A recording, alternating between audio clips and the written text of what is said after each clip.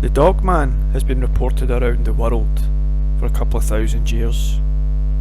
Even here in Scotland, about 1,000 years ago, there was a report of a dogman terrorising a small village.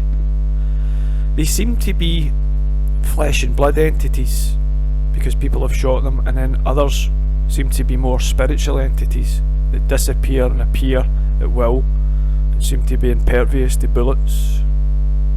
Just think of Jesus when he was resurrected, appeared when the doors were shut to the disciples and encouraged them to touch his hand and his side. So he was flesh and blood but spiritual at the same time, so there is a reality to this. What follows is military veteran Mr. Bob explaining testimony if he's seen the spiritual angle of these demonic dogmen. Thank you for joining us, ladies and gentlemen. I'm glad to be back with you on the second edition of Killing Dogman, the Spec Ops from the Deutschland. I called it that because I have my very good friend, military veteran, true American hero, Mr. Bob with me, also known as Bigfoot in Germany. His jersey's been lifted up to the rafters for all researchers to see and admire because he's one of the best. What's up, Bob? Oh, doing good, man. I don't know. You flatter too much, man. I just try to be honest. I'm just no broke down soldier, though. So why don't you give the folks just a little bit of a background on your military history? Short summary. Army, airborne infantry, and after a failed terrorist, actually, it was a terrorist attack that me and a friend of mine stopped when I was over here on my second tour, Germany. Got sent off to SOCOM in Florida.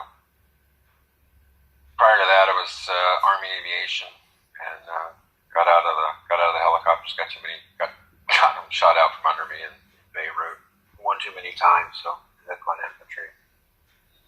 But after I got to SOCOM, got to go to all kinds of really cool schools.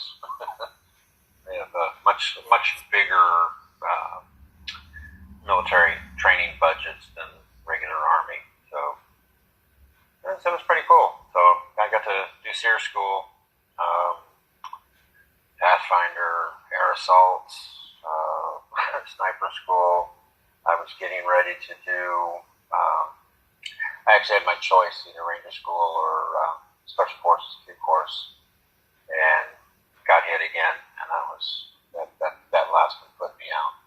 So, member of the Spec Ops community, hadn't actually got the Special Forces Green Beret yet. That's the direction I was probably going to go.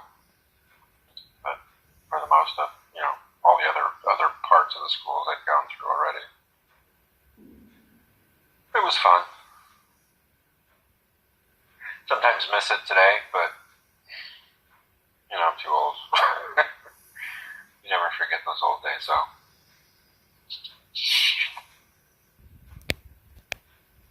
I think I either lost him or somebody's talking to him again. Yeah. Are you still there, D? Maybe not, so I guess it's just a big show. We were talking earlier about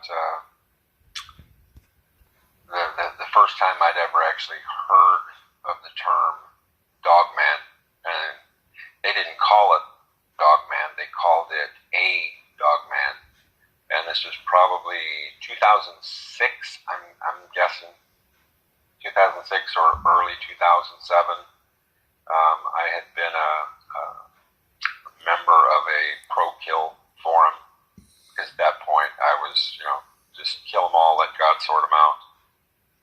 And these two friends that were researchers also had two friends that were military contractors. Iraq was in full swing at that time, and everybody seemed to be at home at the time, and they'd gone up to a place that in northern Louisiana called that they termed, nicknames Bigfoot Central, some swampy area up there. I'm not familiar with it very much, but the idea was the area was extremely active with Bigfoot, and they decided they wanted to try to take a body. So basically, what they had done is these two contractors had taken some of their equipment from the company, and the two researchers went in first with cameras, made lots of noise, and really tried to get all eyes on them, while the other two guys, which were actually PMC snipers, ex-Marine Corps. One of them went up a tree. The other guy went up on top of a levee behind a log, and they were doing overwatch on the two researchers. They both had flares and night vision and everything else. And the guy that was up in a tree picked up a heat signature from way out there, probably 500-600 meters out, and pulls up his rifle with the night vision on it, and what he saw was not a Bigfoot, although it was upright. They said it had the head of a German Shepherd, but it was upright, and it started sneaking in on the two researchers that were out there making a lot of noise. That's our Dogman, buddy. Yeah.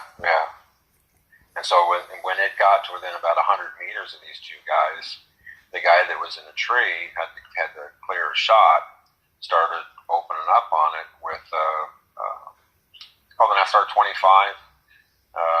It's a 308 version of like an M16, match grade barrels and all that good stuff. It's a sniper rifle. And he started opening up on it, and the thing didn't move. Now, these were guys that didn't miss. Marine Corps snipers, you don't miss. And then, of course, in Iraq, exactly, and then in Iraq, they got a whole lot more practice. So this isn't some country boy out there shooting. Yeah, it's not. Yeah, it's not just just some good hunter. Might be a good shot on his neck of the woods. These are school trained, best of the best, right? Yes, sir. But the guy in the tree, he put 30 rounds through this thing and was swapping magazines when the other guy opened up on it, and the thing is just standing there, just like standing there, right? Just taking the hit. Oh my goodness, dude, that's standing there. We talked about this off air, and that's what we got caught up talking and all that stuff. But that's when I say, yeah, they got to hear this, because that's terrifying to me. I'm afraid of these things, but that's weird stuff, though. That's not a physical creature, dude. It can't be. It can't be. But there's another story that kind of goes along with this that probably happened at about the same time on the other side of the country, that would lead someone to believe that it is physical, and yet I'll get to that. Anyway, so the second guy, he's behind this log up on top of this levee. He gets up, like up on a knee, and starts opening up on this thing. The guy in the tree gets his mags changed, and they start opening up. So now we got two guys that are precision shooters, just frickin' dumping lead into this thing, and it chose to walk away upright. It walked away. It didn't run. It didn't falter. It didn't stumble because it taken too many hits.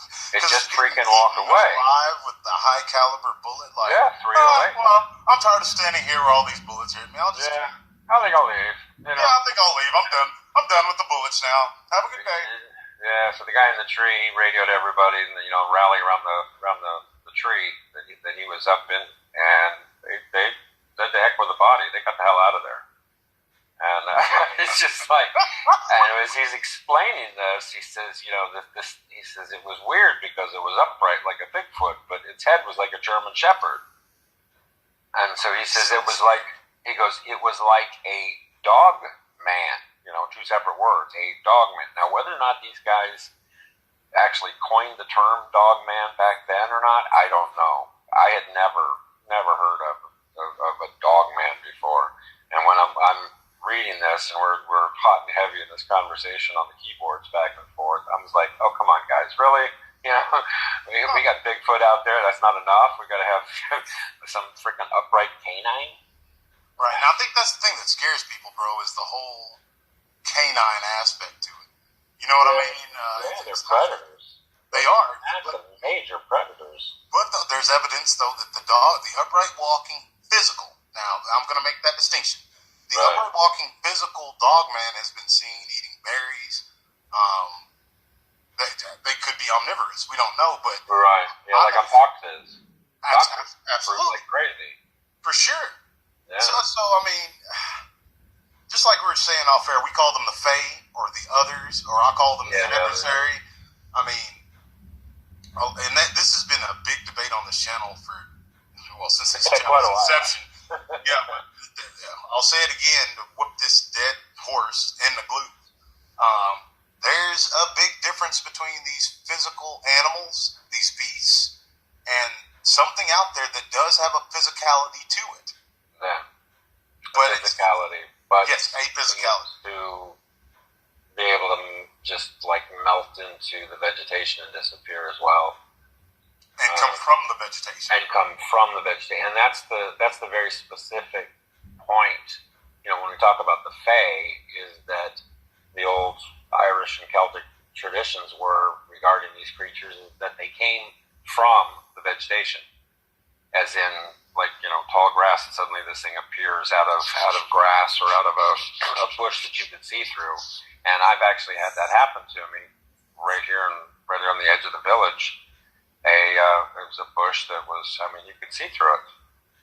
It's like right through it. It basically sticks with these tiny little leaves on it, and it was, just sparse, 8 or 10 sticks with these little leaves on it. And this thing materialized in front of me. I got a great picture of it on my phone because my dog was after another one. And this thing just materialized in front of me, and I snapped the picture, and I wish I had it on video mode, but I was just taking photos.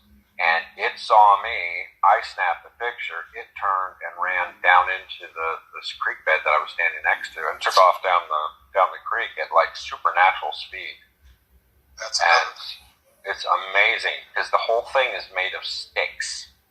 Like the face, the texture.